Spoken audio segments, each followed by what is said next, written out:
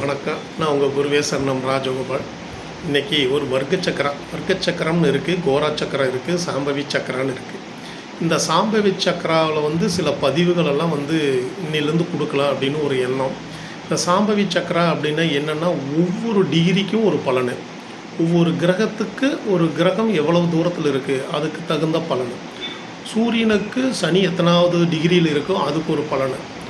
மாந்திக்கும் சனிக்கும் எவ்வளோ வித்தியாசம் வருதோ அதுக்கு ஒரு பலன். இதெல்லாம் கர்ம பலனை தீர்மானிக்கும். நம்மளுக்கு நிறையா விஷயங்கள், அனுபவங்கள் எல்லாம் இருக்கும்.